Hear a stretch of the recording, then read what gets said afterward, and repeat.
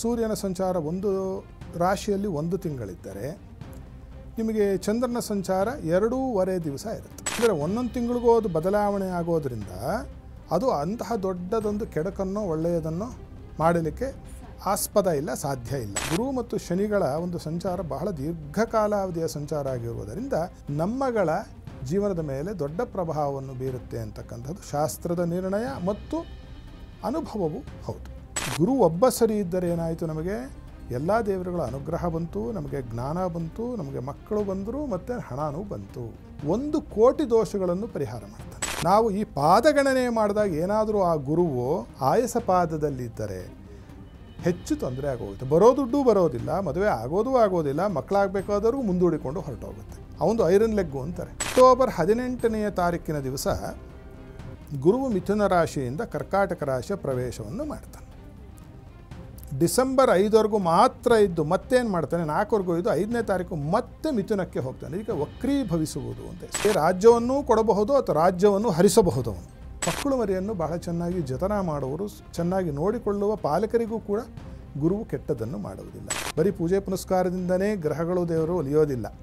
ನಮ್ಮ ಆಚಾರ ವಿಚಾರ ಆಹಾರ ವಿಹಾರ ಈ 4ರ ಮೇಲೆ ಇಡೀ ನಮ್ಮ ಜೀವನ ನಿರ್ಭರವಾಗಿರುತ್ತೆ. ಈಗ ಆಗಿರ್ತಕ್ಕಂತಹದ್ದು ಪಾಶ್ಚಿಮಾತ್ಯ ಸಂಸ್ಕೃತಿಗೆ ಮೊರೆ ಹೋಗಿ ನಾವು ನಮಗೆ ಗುರು ಅಂದರೆ ಏನು ಅನ್ನೋದೇ ಗೊತ್ತಿಲ್ಲ. ಆಮೇಲೆ ರಾಶಿ ಪ್ರವೇಶ ಅಂದರೆ ಗೊತ್ತಿಲ್ಲ. ಎಷ್ಟು ರಾಶಿ ಇದೆ ಅಂದರೆ ಇವ್ರಿಗೆ ಯಾವ ರಾಶಿ ಗೊತ್ತಿಲ್ಲ, ಯಾವ ರಾಶಿಯೂ ಗೊತ್ತಿಲ್ಲ ಇವರಿಗೆ.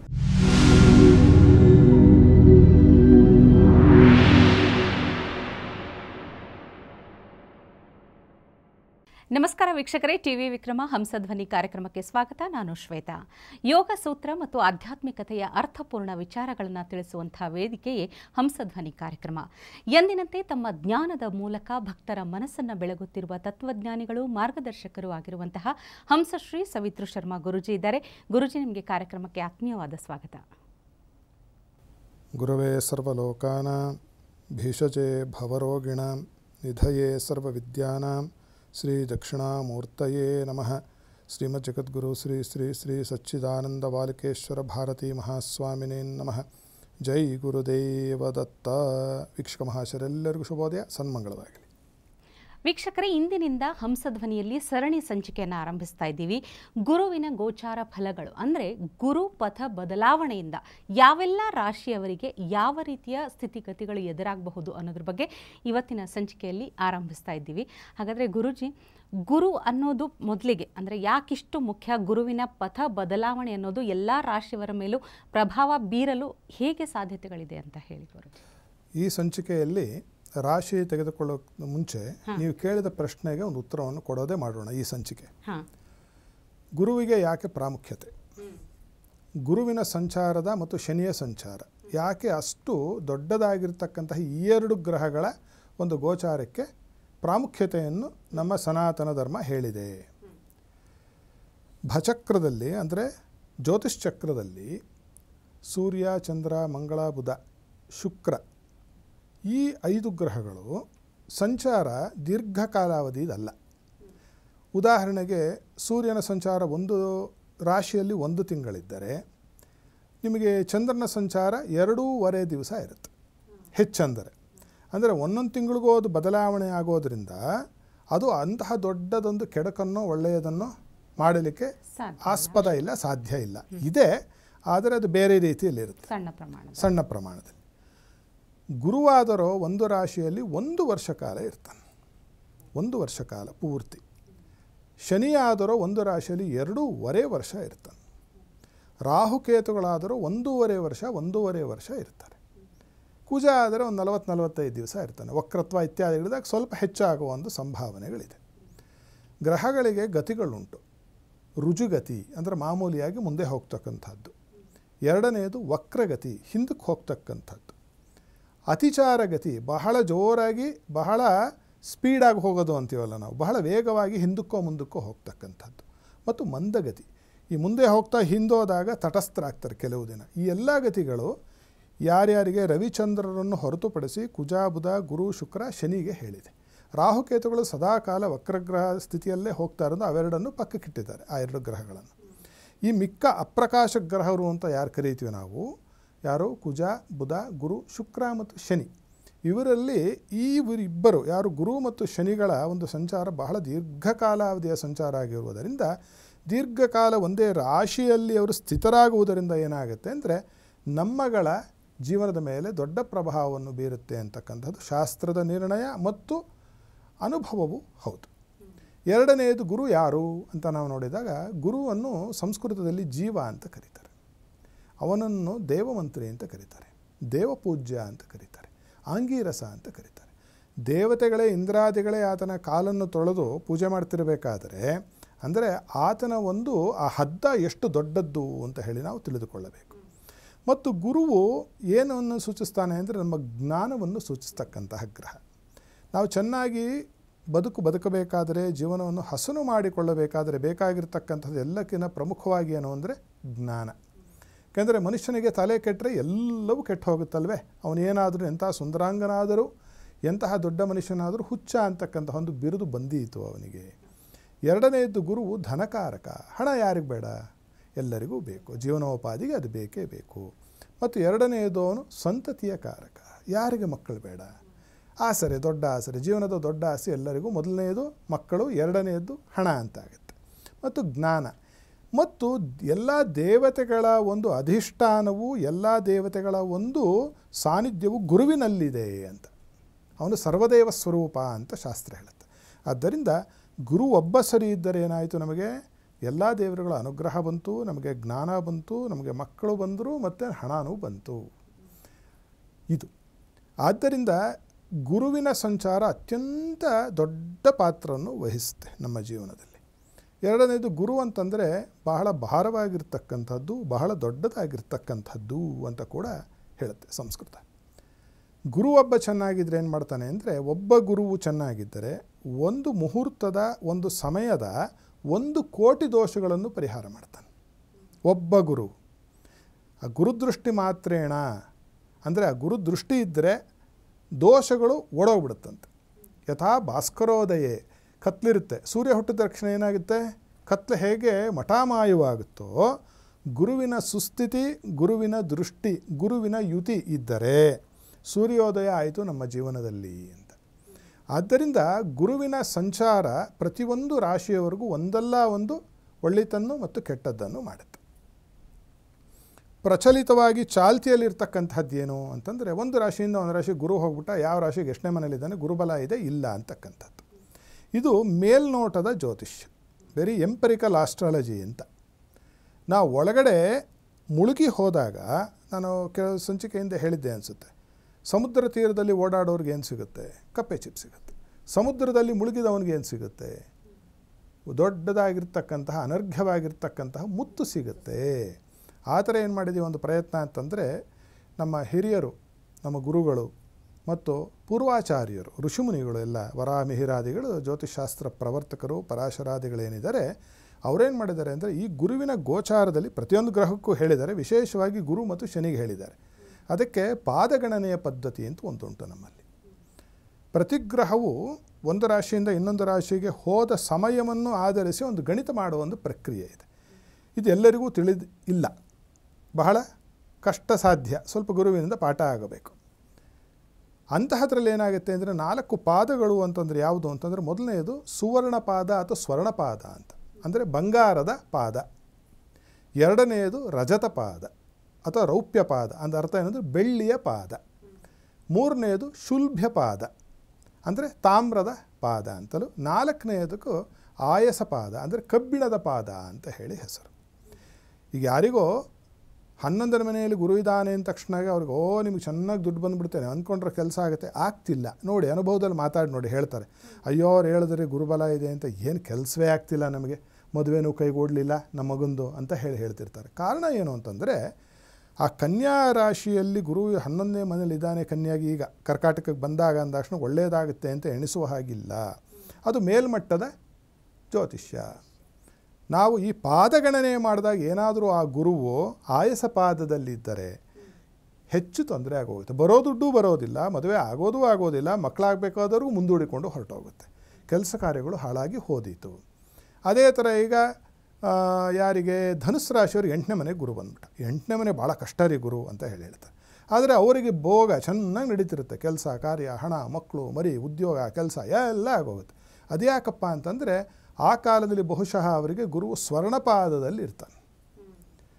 ಕಾಲಿಗೆ ಬಂಗಾರ ಮೆಟ್ಕೊಂಡು ನಿಮ್ಮ ಮನೆಗೆ ಬಂದ ಅಂದರೆ ಆ ವ್ಯಕ್ತಿ ಅಂತವನಾಗಿರಬೇಕು ಅಲ್ವಾ. ಕಬ್ಬಿಣ ನೋಡಿ ನಿಮಗೆ ಆಡು ಭಾಷೆಯಲ್ಲಿ ಹೇಳ್ತಾರೆ, ಅವನು ಐರನ್ ಲೆಗ್ಗು ಅಂತಾರೆ. ಏನರ್ಥ? ಆಯಸಪಾದದ್ದು ಇದು ತರ್ಜುಮೆ ಆಗಿರೋದು. ಅದು ದರಿದ್ರವನ್ನು, ಕಷ್ಟವನ್ನು, ನಷ್ಟವನ್ನು ಮತ್ತು ಕಷ್ಟ ಕಾರ್ಪಣ್ಯಗಳನ್ನು ದೊಡ್ಡದಾಗಿ ಕೊಡುತ್ತೆ ಅಂತ ಅರ್ಥ.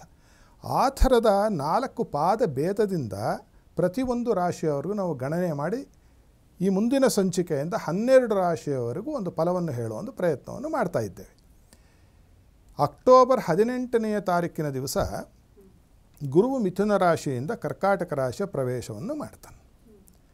ಅಲ್ಲಿ ಬಹಳ ದಿನ ಇರೋದಿಲ್ಲ, 1 ವರ್ಷ ಆತ. ಡಿಸೆಂಬರ್ 5ವರೆಗೂ ಮಾತ್ರ ಇದ್ದು ಮತ್ತೇನು ಮಾಡ್ತಾನೆ, 4ವರೆಗೂ ಇದ್ದು 5ನೇ ತಾರೀಕು ಮತ್ತೆ ಮಿಥುನಕ್ಕೆ ಹೋಗ್ತಾನೆ. ಈಗ ವಕ್ರೀಭವಿಸುವುದು ಅಂತ ಹೆಸರು. ವಕ್ರವಾಗಿ ಹೋಗ್ತಾನೆ. ವಕ್ರಣ್ಯಸ್ತು ಮಹಾವೀರ್ಯ ಸರ್ವೇ ರಾಜ್ಯ ಫಲಪ್ರದಾಯಿತಿ ಅಂತ ಜ್ಯೋತಿಷಾಸ್ತ್ರ ಹೇಳ್ತಾರೆ. ಅವರು ಬಹಳ ಶಕ್ತಿವಂತರು. ಅಲ್ಲಿ ರಾಜ್ಯವನ್ನೂ ಕೊಡಬಹುದು ಅಥವಾ ರಾಜ್ಯವನ್ನು ಹರಿಸಬಹುದು ಅವನು. ಈ 12 ರಾಶಿಯವ್ರಿಗೆ ಯಾರಿಗೆ ರಾಜ್ಯ ಕೊಡ್ತಾನೆ, ಯಾರಿಗೆ ಬಿಡ್ತಾನೆ ಅಂತ ನಾವು ನೋಡ್ತಾ ಹೋಗ್ತೇವೆ. ಈಗ ಅಲ್ಲಿ ತಿರುಗಿ ಮಿಥುನಕ್ಕೆ ಹೋದವನು ಏನು ಮಾಡ್ತಾನೆ ಅಂತಂದರೆ, ಮಿಥುನದಲ್ಲಿ ಈ ಮಹಾನುಭಾವ ಮೇ ಅಂತ್ಯದವರೆಗೂ ಇರ್ತಾನೆ. 2026ನೇ ಇಸವಿ ಮೇ ಅಂತ್ಯದವರೆಗೂ ಇದ್ದು ಅಲ್ಲೂ 1 ವರ್ಷ ಇರೋದಿಲ್ಲ. ತಿರ್ಗಾ ಮತ್ತೆ ಕರ್ಕಾಟಕ ರಾಶಿಗೆ ಮತ್ತೆ ಬರ್ತಾನೆ. ಈಗ ನಾವು ಈ ಅಕ್ಟೋಬರ್ 18ರಿಂದ ನಾವು ಮೇ ಅಂತ್ಯದವರೆಗೂ 2026 ಅಂತ್ಯದವರೆಗೂ ಗುರುವು ಕರ್ಕಾಟಕಕ್ಕೆ ಬರುವುದು, ಕರ್ಕಾಟಕದಿಂದ ಮಿಥುನಕ್ಕೆ ಹೋಗೋದು, ಇಷ್ಟನ್ನು ಮಾತ್ರ ನಾವು ಫಲವನ್ನು ಹೇಳ್ತಾ ಇದ್ದೆ.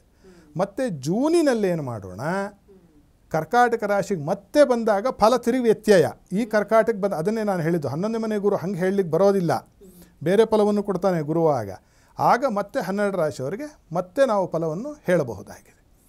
ಆದರೆ ರಾಶಿಗಳು ನಾವು ಹೇಳ್ತಾ ಇರಬೇಕಾದ್ರೆ ಕೆಟ್ಟ ಫಲಗಳೇ ಬಂದುಬಿಟ್ರೆ ಏನು ಮಾಡೋದು ಅಂತಂದರೆ, ಅದಕ್ಕೆ ಪರಿಹಾರವನ್ನು ಅಲ್ಲಲ್ಲೇ ನಾವು ಸೂಚಿಸ್ತಾ ಹೋಗ್ತೇವೆ. ಇದಕ್ಕೆ ಈ ಪರಿಹಾರವನ್ನು ಮಾಡಿ, ಇದಕ್ಕೆ ಈ ಸ್ತೋತ್ರವನ್ನು ಹೇಳಿ, ಈ ದೇವರ ದರ್ಶನವನ್ನು ಮಾಡಿ, ಈ ದಾನವನ್ನು ಕೊಡಿ, ಇಂಥದ್ದು ಮಾಡಿ, ವಿಧಿ ಮತ್ತು ನಿಷೇಧ ಅಷ್ಟೆ, 2. ಆ ಥರ ಮಾಡ್ತಾ ಹೋಗುವುದರಿಂದ ಏನಾಗುತ್ತೆ ಅಂತಂದರೆ, ಸರ್ವದೇವ ಸ್ವರೂಪನಾಗಿರ್ತಕ್ಕಂತಹ ಗುರುವು ಅಂತಹ ಕೆಟ್ಟದ್ದನ್ನು ಮಾಡ್ತಕ್ಕಂಥವನು ಅಲ್ಲ. ಯಾರು ದೈವಭಕ್ತರಾಗಿದ್ದಾರೋ, ಯಾರು ಜ್ಞಾನಿಗಳಾಗಿದ್ದಾರೋ, ಯಾರು ಬೇರೆಯವರ ದುಡ್ಡನ್ನು ಲಪಟಾಯಿಸದೇ ಜೀವನವನ್ನು ಮಾಡ್ತಾರೋ, ಮತ್ತು ಅವನಿಗೆ ಇನ್ನೊಂದು ಹೆಸರು ವಾಕ್ಪತಿ ಅಂತ. ಯಾರು ಮಾತನ್ನು ತೂಕದ ಮಾತನ್ನಾಡ್ತಾರೋ, ಅಂದರೆ ಸುಳ್ಳು ಹೇಳಬಾರ್ದು ಮತ್ತು ಬಡಾಯಿಯನ್ನು ಕೊಚ್ಚಿಕೊಳ್ಳಬಾರದು, ಆ ಥರದವರಿಗೂ ಕೂಡ ಗುರುವು ತೊಂದರೆಯನ್ನು ಕೊಟ್ಟಿಲ್ಲ. ಅನುಭವದಲ್ಲಿ ಬಂದಿರತಕ್ಕಂಥದ್ದು. ಅವರ ಮಕ್ಕಳು ಮರಿಯನ್ನು ಬಹಳ ಚೆನ್ನಾಗಿ ಜತನ ಮಾಡುವವರು, ಚೆನ್ನಾಗಿ ನೋಡಿಕೊಳ್ಳುವ ಪಾಲಕರಿಗೂ ಕೂಡ ಗುರುವು ಕೆಟ್ಟದ್ದನ್ನು ಮಾಡುವುದಿಲ್ಲ. ಗುರು ಅಂದರೆ ಗೊತ್ತೇ ಇದೆ, ಗುರುವು, ಆಚಾರ್ಯ, ಉಪಾಧ್ಯಾಯ. ಅಂತಹ ನಮ್ಮ ಗುರುಗಳು ಯಾರಿದ್ದಾರೋ, ಅಂದರೆ ನಿಮ್ಮ ಗುರುಗಳು, ಅವರನ್ನು ಬಹಳ ಗೌರವ ಆದರದಿಂದ ನೋಡಬೇಕು. ನೀವು ಹೋಗಿ ಅವ್ರಿಗೇನೋ ಒಂದು ಅಷ್ಟೈಶ್ವರ್ಯನ ಕೊಟ್ಟು ಒಂದು 10 ಲಕ್ಷ ರೂಪಾಯಿ ಕೊಡಿ ಅಂತ ಅಲ್ಲ. ಮನಸ್ಸಿನಲ್ಲಿ ನಿಜವಾದ ಭಕ್ತಿ, ಶ್ರದ್ಧೆ ಅದಿಟ್ಟುಕೊಂಡು ಹೋಗಿ ಅಹಂಕಾರವನ್ನು ಅವ್ರ ಕಾಲಿಗೆ ಬೀಳಿಸ್ಬೇಕು, ದೇಹ ಬೀಳೋದಲ್ಲ. ಆವಾಗೇನಾಗುತ್ತೆ, ಆ ಗುರುತ್ವ ಅಲ್ಲಿರುವುದರಿಂದ ಗುರುವಿನ ದೋಷ ಕೂಡ ನಮಗೆ ಕಡಿಮೆ ಆಗುತ್ತೆ. 2ನೇದು ತಾಯಿ ಗುರುವು, ತಂದೆ ಗುರುವು, ಹೆಣ್ಣು ಕೊಟ್ಟ ಅತ್ತೆ ಮಾವ ಗುರುವು, ಸೋದರ ಮಾವ ಗುರುವು ಅಂತ ಶಾಸ್ತ್ರ ಹೇಳುತ್ತೆ. ಆದ್ದರಿಂದ ಇಂತಹವರನ್ನೆಲ್ಲ ನಾವು ಬಹಳ ಗೌರವದಿಂದ, ನಿಜವಾದ ಗೌರವ, ಲಿಪ್ ಸರ್ವೀಸ್ ಅಲ್ಲ, ಬಾಯಲ್ಲಿ ಓ ಮಾವ ಬಂದ್ರಿ ಬನ್ನಿ, ಬಾಯಲ್ಲಿ ಯಾಕೆ ಬಂದು ಅಂತ ಅನ್ಕೋಬಾರ್ದು, ಮನಸ್ಸಲ್ಲಿ ಬಾಯಲ್ಲಿ ಒಳ್ಳೆ ಮಾತಾಡಿ. ಆ ಥರ ಅಲ್ಲ, ಮನಸ್ಫೂರ್ತಿಯಾಗಿ ನಾವು ಯಾವಾಗ ಅವರಿಗೆ ಗೌರವ ಆದರವನ್ನು ತೋರಿಸ್ತೇವೋ ಆಗ ಗುರುಗ್ರಹವು ಎಂತಹ ಪಾಪ ಫಲದಾಯಕನಾಗಿದ್ದರೂ ಕೂಡ ಕ್ಷಮಿಸಿ ತಟಸ್ಥನಾಗ್ತಕ್ಕಂಥದ್ದು ಹಿರಿಯರು ಬಹಳ ಹಳೆಯ ಕಾಲದಿಂದ ಹೇಳಿಕೊಂಡು ಬಂದಿರತಕ್ಕಂತಹ ಒಂದು ನಡಾವಳಿ. ಬರೀ ಪೂಜೆ ಪುನಸ್ಕಾರದಿಂದನೇ ಗ್ರಹಗಳು ದೇವರು ಒಲಿಯೋದಿಲ್ಲ. ನಮ್ಮ ಆಚಾರ, ವಿಚಾರ, ಆಹಾರ, ವಿಹಾರ ಈ 4ರ ಮೇಲೆ ಇಡೀ ನಮ್ಮ ಜೀವನ ನಿರ್ಭರವಾಗಿರುತ್ತೆ ಅಂತಕ್ಕಂಥದ್ದನ್ನು ನಾವು ಮುನ್ನುಡಿಯಾಗಿ ಹೇಳಬಹುದು. ಮುಂದಿನ ಸಂಚಿಕೆಯಿಂದ ನಾವೇನು ಮಾಡೋಣ, ಮೇಷಾದಿ 12 ರಾಶಿಯವರ ಈ ಗುರುಗೋಚಾರದಿಂದ ಉಂಟಾಗ್ತಕ್ಕಂತಹ ಫಲಗಳು ಏನು ಅಂತಕ್ಕಂಥದ್ದನ್ನು ನೋಡೋ ಪ್ರಯತ್ನವನ್ನು ಮಾಡೋಣ. ಗುರುಜಿ, ಅಂದರೆ ಈ ವರ್ಷದ ವಿಶೇಷತೆನ ಈ ರೀತಿ ಅಂದರೆ ಗುರುವಿನ ರಾಶಿ ಬದಲಾವಣೆ ಅಥವಾ ಅಪರೂಪವಾಗಿ ಆಗ್ತಾ ಇರುವಂಥದ್ದ? ಇಲ್ಲ, ಪ್ರತಿ ವರ್ಷ ಆಗುತ್ತೆ. ಅದೇ ಹೇಳಿದ್ದು, 1 ವರ್ಷ ಸರಿಸುಮಾರು 1 ವರ್ಷ. ಅದೇನಾಗುತ್ತೆ, ವಕ್ರತ್ವ ಅಂತ ಬರುತ್ತೆ. ಯಾರ್ಯಾರಿಗೆ ಕುಜನಿಗೆ, ಬುಧನಿಗೆ, ಗುರುವಿಗೆ, ಶುಕ್ರನಿಗೆ, ಶನಿಗೆ, ಈ 5 ಗ್ರಹಕ್ಕೆ ವಕ್ರತ್ವ ಬರೋದು. ರವಿಚಂದ್ರರಿಗೆ ವಕ್ರತ್ವ ಇಲ್ಲ. ರಾಹುಕೇತುಗಳು ಸದಾ ವಕ್ರಿಗಳು. ಸೊ ಅದರ ಲೆಕ್ಕಕ್ಕೆ ತಗೊಂಡಿದ್ದು ಛಾಯಾಗ್ರಹಗಳು ಅಂತ.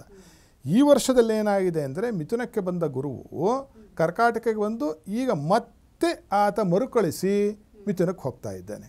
ಅತಿಚಾರ ವಕ್ರಚಾರ ಅಂತ ಹೆಸರು. ಆವಾಗ ಏನಾಗುತ್ತೆ ಅಂತಂದರೆ ಮನುಷ್ಯನ ಮೇಲಷ್ಟೇ ಅಲ್ಲ, ಇಡೀ ವಿಶ್ವದ ಮೇಲೆ ಕೂಡ ಇದು ದೊಡ್ಡದಾಗಿರ್ತಕ್ಕಂತಹ ಅವರವರ ರಾಶಿ, ಅವರವರ ಸ್ವಭಾವ, ಅವರವರ ಗುಣಧರ್ಮಗಳಿಗೆ ಅನುಸಾರವಾಗಿ ಕೆಡುಕು ಮತ್ತು ಒಳ್ಳೆಯದನ್ನು ಮಾಡ್ತಾ ಹೋಗುತ್ತೆ ಅಂತಕ್ಕಂಥದ್ದು ನಿರ್ಣಯ. ಪ್ರತಿ ವರ್ಷ ಗುರುಗೋಚಾರ ಉಂಟು, ಅದನ್ನೆಲ್ಲ ಕೇಳೋ ಪದ್ಧತಿ ಇದೆ. ಹಳೆಯ ಕಾಲದಲ್ಲಿ ಅವೆಲ್ಲ ಇತ್ತು. ನಾವು ನಮ್ಮೂರಲ್ಲೇ ಹೇಳ್ತು, ಪಂಚಾಂಗ ಶ್ರವಣ ಅಂತ ಯುಗಾದಿ ಹಬ್ಬದ ದಿವಸ ಮಾಡಿದಾಗ ಇಡೀ ಊರೇ ಬಂದು ಕೂತ್ಕೊಳ್ಳೋದು, ಅದನ್ನು ಕೇಳೋದು ಅಂತ. ಏನಿದೆ ಈ ವರ್ಷದ ಫಲ ಏನಿದೆ ಸ್ವಾಮಿ ನಮಗೆ ಅಂತ. ಆಮೇಲೆ ಗುರು ಗೋಚಾರ ಮಾಡಿದ ತಕ್ಷಣ ಎಲ್ಲರೂ ವಿಳೆದೆಲೆ ಅಡಿಕೆ ಹಣ್ಣು ಹಂಪಲು ಇಟ್ಕೊಂಡು ಮನೆಗೆ ಬರೋರು. ಈ ರಾಶಿಗೆ ಹೋಗೋವನೇ ಹಿಂಗೆ ಹೇಳ್ತಿದ್ದ ಹಳ್ಳಿಯವರು, ಕರ್ಕಾಟಕ ರಾಶಿಗೆ ಹೋಗೋವನೇ ಗುರು ಏನು ಸ್ವಾಮಿ ನಮ್ಮ ಫಲದಾಗ ಏನೈತೆ ಅಂತ. ಅಷ್ಟು ಬುದ್ಧಿವಂತರು ಹಿಂದಿನವರು. ಈಗ ಆಗಿರ್ತಕ್ಕಂತಹದ್ದು ಪಾಶ್ಚಿಮಾತ್ಯ ಸಂಸ್ಕೃತಿಗೆ ಮೊರೆ ಹೋಗಿ ನಾವು ನಮಗೆ ಗುರು ಅಂದರೆ ಏನು ಅನ್ನೋದೇ ಗೊತ್ತಿಲ್ಲ. ಆಮೇಲೆ ರಾಶಿ ಪ್ರವೇಶ ಅಂದರೆ ಗೊತ್ತಿಲ್ಲ. ಎಷ್ಟು ರಾಶಿ ಇದೆ ಅಂದರೆ ಇವ್ರಿಗೆ ಯಾವ ರಾಶಿ ಗೊತ್ತಿಲ್ಲ, ಯಾವ ರಾಶಿಯೂ ಗೊತ್ತಿಲ್ಲ ಇವರಿಗೆ. ತಲೆ ತುಂಬ ಬೇಡದೇ ಇರತಕ್ಕಂತಹ ವಿಚಾರ ರಾಶಿಗಳಿದೆ. ಬಿಟ್ಟರೆ ನಮಗೆ ಯಾವುದು ನಿಜವಾಗಿ ನಮಗೆ ಬೇಕಾಗಿದೆ ಜೀವನಕ್ಕೆ, ನಮ್ಮ ಜೀವನವನ್ನು ಉತ್ತಮಗೊಳಿಸಿಕೊಳ್ಳಲಿಕ್ಕೆ ಅಂತಕ್ಕಂಥದ್ದು ನಮ್ಮಲ್ಲಿ ಬಿಟ್ಟು ಹೋಗಿದೆ. ಆದ್ದರಿಂದ ನಮ್ಮ ಹಳೆಯ ಪದ್ಧತಿಯನ್ನು ಅನುಸರಿಸ್ತಕ್ಕಂಥದ್ದು ಬಹಳ ಉತ್ತಮ.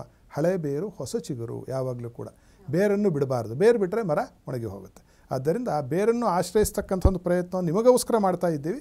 ಇದನ್ನು ತಾವೆಲ್ಲ ಕೇಳಿ ಇದನ್ನು ಸದುಪಯೋಗ ಪಡಿಸಿಕೊಂಡ್ರೆ ನಾವಿಷ್ಟು ಕಷ್ಟಪಟ್ಟಿದ್ದಕ್ಕೆ, ಕಾರ್ಯಕ್ರಮ ಮಾಡಿದ್ದಕ್ಕೆ ಸಾರ್ಥಕ ಅಂತ ಹೇಳಬಹುದು. ಖಂಡಿತ ಗುರುಜಿ, ಮುಂದಿನ ಸಂಚಿಕೆಗಳಲ್ಲಿ ಹಾಗಾದರೆ ಪ್ರತಿಯೊಂದು ರಾಶಿಯ ಮೇಲೆ ಆಗುವಂಥ ಪರಿಣಾಮಗಳನ್ನು ತಿಳಿಸ್ಕೊಡುವರಂತೆ. ಧನ್ಯವಾದಗಳು. ಶುಭಮಸ್ತು ನಿತ್ಯ. ನೋಡಿದ್ರಲ್ಲ ವೀಕ್ಷಕರೇ, ದಿನಾಲೂ ಕೂಡ ನಾವು ಕರೆಯದೇ ಇದ್ದರೂ ಮನೆಗೆ ಬರುವಂಥ ಅತಿಥಿಗೆ ಹೇಗೆ ಕಡಿಮೆ ಪ್ರಾಮುಖ್ಯತೆ ಇರುತ್ತೋ ಹಾಗೆ ತಿಂಗಳಿಗೋ ವರ್ಷಕ್ಕೊಮ್ಮೆ ಬರುವಂಥ ಅತಿಥಿಗೆ ಅಷ್ಟೇ ಪ್ರಾಮುಖ್ಯತೆ ಇರುತ್ತೆ ನೋಡಿ. ಅದೇ ರೀತಿ ಗುರುವಿನ ಒಂದು ಗೋಚಾರ ಫಲಗಳು ಕೂಡ ಅಷ್ಟೇ ಪ್ರಾಮುಖ್ಯತೆಯನ್ನು, ಅಷ್ಟೇ ಪರಿಣಾಮವನ್ನು ಉಂಟು ಮಾಡುವಂಥ ಸಾಧ್ಯತೆಗಳಿರುತ್ತೆ. ಹೀಗಾಗಿ ಇವತ್ತಿನ ಸಂಚಿಕೆಯಲ್ಲಿ ಗುರುವಿನ ಪ್ರಾಮುಖ್ಯತೆಯನ್ನು ತಿಳ್ಕೊಂಡಿದ್ದೀವಿ. ಮುಂದಿನ ಸಂಚಿಕೆಗಳಲ್ಲಿ ಪ್ರತಿಯೊಂದು ರಾಶಿಯ ಮೇಲೆ ಉಂಟಾಗುವಂಥ ಪರಿಣಾಮಗಳ ಬಗ್ಗೆ ತಿಳಿಸ್ಕೊಡ್ತೀವಿ. ನಮಸ್ಕಾರ. ಟಿವಿ ವಿಕ್ರಮ, ದೇಶ ನಿಮ್ಮ ಕೈಯಲ್ಲಿ. ಈ ಕಾರ್ಯಕ್ರಮ ನಿಮಗೆ ಇಷ್ಟ ಆಗಿದ್ದಲ್ಲಿ ಲೈಕ್, ಶೇರ್ ಹಾಗೂ ಕಮೆಂಟ್ ಮಾಡಿ. ಟಿವಿ ವಿಕ್ರಮದ ಕಾರ್ಯಕ್ರಮಗಳನ್ನು ನಿರಂತರವಾಗಿ ವೀಕ್ಷಿಸಲು ಸಬ್ಸ್ಕ್ರೈಬ್ ಮಾಡಿ, ಬೆಲ್ ಐಕನ್ ಒತ್ತಿ.